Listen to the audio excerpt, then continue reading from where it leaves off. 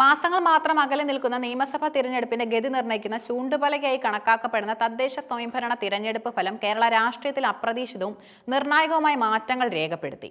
ഇടതുപക്ഷം പൊതുവെ മേൽക്കൈ നേടാറുള്ള ഈ തിരഞ്ഞെടുപ്പിൽ ഇത്തവണത്തെ ഫലം ഇടതു മുന്നണിയുടെ തുടർഭരണ സ്വപ്നങ്ങൾ തകർത്തെറിയുകയും ഐക്യജനാധിപത്യ മുന്നണിയുടെ സംസ്ഥാന ഭരണത്തിലേക്കുള്ള വഴി ആധികാരികമായി ഉറപ്പിക്കുകയും ചെയ്തു. ഇതിനോടൊപ്പം ഭാരതീയ ജനതാ പാർട്ടി തങ്ങളുടെ ചരിത്രത്തിലെ ഏറ്റവും മികച്ച പ്രകടനം കാഴ്ചവെച്ച് കേരളത്തിൽ ഒരു മൂന്നാം ശക്തിയായി സ്ഥാനം ഉറപ്പിക്കുന്നതിന്റെ വ്യക്തമായ സൂചനകളും നൽകി. തുടർച്ചയായ രണ്ടാം തവണയും സംസ്ഥാന ഭരണം പിടിച്ചെടുത്തതിന്റെ ആത്മവിശ്വാസത്തിൽ കേരള രാഷ്ട്രീയ ചരിത്രത്തിൽ ഇടം നേടിക്കൊണ്ട് ഒരു മൂന്നാം ഭരണ സാധ്യത ലക്ഷ്യമിട്ട LDFനും തദ്ദേശ തിരഞ്ഞെടുപ്പ് ഫലം കനത്ത തിരിച്ചടിയാണ് സമ്മാനിച്ചത്. ലോക്സഭാ തിരഞ്ഞെടുപ്പിലെ പരാജയം ദേശീയ രാഷ്ട്രീയത്തിലെ BJP വിരുദ്ധ വികാരത്തിന്റെ ഫലമായി എന്ന LDF പ്രഖ്യാപനം ഇതോടെ പൂർണ്ണമായി പൊളിഞ്ഞു. മുഖ്യമന്ത്രി പിണറായി വിജയന്റെ നേതൃത്വത്തിലുള്ള സർക്കാരിനെതിരെ നിലനിന്നിരുന്ന ശക്തമായ ഭരണവിരുദ്ധ വികാരം തദ്ദേശ തലത്തിൽ വോട്ടായി മാറി. കേന്ദ്ര ഏജൻസികളുടെ അന്വേഷണങ്ങളും വിവാദങ്ങളും സർക്കാരിന്റെ പ്രതിച്ഛായയെ സാരമായി ബാധിച്ചു. മാസപ്പടി ആരോപണം, ആശാസമരം കൈകാര്യം ചെയ്ത രീതി, ശബരിമല സ്വർണ്ണ കവർച്ച വിവാദം എന്നിവയെല്ലാം ജനങ്ങളെ നേരിട്ട് സ്വാധീനിച്ചു. ശബരിമല വിഷയത്തെ രാഷ്ട്രീയമായി കൈകാര്യം ചെയ്ത രീതി വിശ്വാസികളുടെ ഇടയിൽ എതിർപ്പ് വർദ്ധിപ്പിച്ചു. LDFന്റെ ഉറച്ച കോട്ടകളായി കണക്കാക്കപ്പെട്ടിരുന്ന കൊല്ലം പോലുള്ള ജില്ലകളിൽ പോലും വിള്ളലുകൾ സംഭവിച്ചു. ഇത് ജനവികാരം CPMനും മുന്നണിക്കും എതിരാണെന്നതിന്റെ വ്യക്തമായ സൂചനയാണ് നൽകുന്നത്. തിരഞ്ഞെടുപ്പ് ഫലം പുറത്തു വന്നതിന് ശേഷം മുഖ്യമന്ത്രി പിണറായി വിജയൻ നേരിട്ട് പ്രതികരിക്കാതെ ഫേസ്ബുക്ക് കുറിപ്പിൽ പ്രതികരണം ഒതുക്കിയത് പരാജയത്തിന്റെ ആഴം മനസ്സിലാക്കിയതിന്റെ സൂചനയായി വിലയിരുത്തപ്പെടുന്നു. ലോക്സഭാ തിരഞ്ഞെടുപ്പിലെ തിരിച്ചടി തദ്ദേശത്തിലും മറികടക്കാനാകാതെ വന്നതോടെ CPM നേതൃത്വത്തിനുള്ളിൽ വലിയ വിള്ളലുകൾ ഉടലെടുക്കാനും തന്ത്രപരമായ മാറ്റങ്ങൾ വരുത്താനും സമ്മർദ്ദമുണ്ടാകും. പാർലമെന്റ് തിരഞ്ഞെടുപ്പിലെ ഉജ്ജ്വല വിജയത്തിന് ശേഷം തദ്ദേശത്തിലും വിജയം ആവർത്തിച്ച UDF നഷ്ടപ്പെട്ട സംസ്ഥാന ഭരണം തിരിച്ചുപിടിക്കാനുള്ള തങ്ങളുടെ വഴി ആധികാരികമായി ഉറപ്പിച്ചു. തുടർച്ചയായി മൂന്നാം തവണയും പ്രതിപക്ഷത്തിരുന്നാൽ മുന്നണി തകരുമെന്നുള്ള തിരിച്ചറിവാണ് UDFനെ ഈ വിജയത്തിലേക്ക് നയിച്ചത്.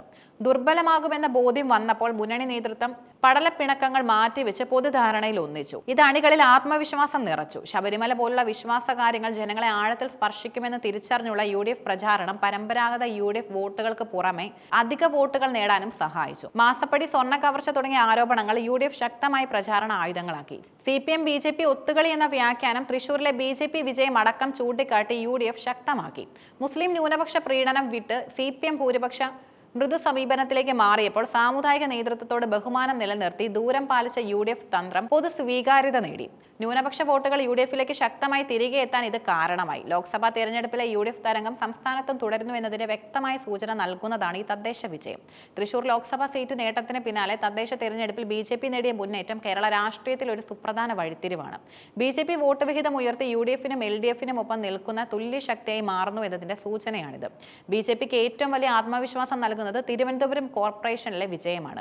2 പ്രാവശ്യമായി 2ാം സ്ഥാനത്ത് നിന്നിരുന്ന BJP ഇത്തവണ ഭരണം പിടിച്ചെടുത്തു. ഭരണവിരുദ്ധ വികാരമുണ്ടാക്കിയ വോട്ടുകൾ, പ്രത്യേകിച്ച് യുവ വോട്ടുകൾ BJPയിലേക്ക് തിരിഞ്ഞത് ഈ വിജയത്തിന് കാരണമായി. മുൻ DGP R ശ്രീലേഖയെ പോലുള്ള പ്രമുഖരെ സ്ഥാനാർത്ഥിയാക്കിയത് പാർട്ടിയുടെ പ്രതിച്ഛായ വർദ്ധിപ്പിച്ചു. 26 ഗ്രാമപഞ്ചായത്തുകളിലും 2 നഗരസഭകളിലും 1 കോർപ്പറേഷനിലും എത്തി BJP തങ്ങളുടെ സ്വാധീനം വർദ്ധിപ്പിച്ചു. തൃശൂർ കോർപ്പറേഷൻ ഭരണം നേടാൻ കഴിഞ്ഞില്ലെങ്കിലും പാർട്ടിയുടെ വോട്ടുകൾ ശക്തമായി നിലനിർത്താൻ കഴിഞ്ഞു. BJPയുടെ ഈ വളർച്ച അടുത്ത നിയമസഭാ തിരഞ്ഞെടുപ്പിൽ നിരവധി മണ്ഡലങ്ങളിൽ ഇരു മുന്നണികളുടെയും വോട്ടുകൾ പിളർത്താൻ സാധ്യതയുണ്ട്. ഇത് കടുത്ത ത്രികോണ മത്സരം ഉറപ്പാക്കുകയും പല മണ്ഡലങ്ങളിലെ ഫലം അപ്രതീക്ഷിതമാക്കുകയും ചെയ്യും. തദ്ദേശ തിരഞ്ഞെടുപ്പിൽ UDF നേടിയ മുന്നേറ്റം സംസ്ഥാന ഭരണത്തിലെ ഒരു പടി കൂടി അടുക്കാൻ അവർക്ക് ആത്മവിശ്വാസം നൽകുന്നു. ഈ തരംഗം നിലനിർത്തി മുന്നോട്ട് പോകാനായാൽ നിയമസഭയിൽ വിജയം സുനിശ്ചിതമാണ്. നിലവിലെ പ്രതിസന്ധി മറികടക്കാൻ CPM നേതൃത്വം അടിമുടി അഴിച്ചുപണി നടത്തേണ്ടി വരും. ഭരണവിരുദ്ധ വികാരത്തെ മറികടക്കാൻ പ്രബലമായ ഒരു രാഷ്ട്രീയ ആഖ്യാനം കണ്ടെത്താൻ കഴിഞ്ഞില്ലെങ്കിൽ തുടർച്ചയായ 2ാം തവണയും പ്രതിപക്ഷത്തിരിക്കേണ്ടി വരും. BJPയുടെ വളർച്ച UDFനും LDFനും പല മണ്ഡലങ്ങളിലും ജയം എളുപ്പമാവില്ല എന്ന സ്ഥിതി സൃഷ്ടിക്കും. വോട്ടുകൾ ഭിന്നിക്കുന്നത് പലപ്പോഴും UDFന് ഗുണം ചെയ്യാനും LDFന് തിരിച്ചടിയാകാനും സാധ്യതയുണ്ട്. ചുരുക്കത്തിൽ ഈ തദ്ദേശ തിരഞ്ഞെടുപ്പ് ഫലം കേരള രാഷ്ട്രീയത്തിന്റെ ഗതിയെ മാറ്റിമറിക്കുന്ന ഒന്നാണ്.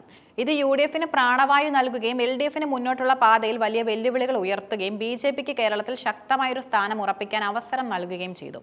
നിയമസഭാ തിരഞ്ഞെടുപ്പിൽ ഓരോ മുന്നണിയും സ്വീകരിക്കുന്ന തന്ത്രങ്ങളായിരിക്കും കേരളത്തിന്റെ അടുത്ത ഭരണാധികാരികളെ തീരുമാനിക്കുക.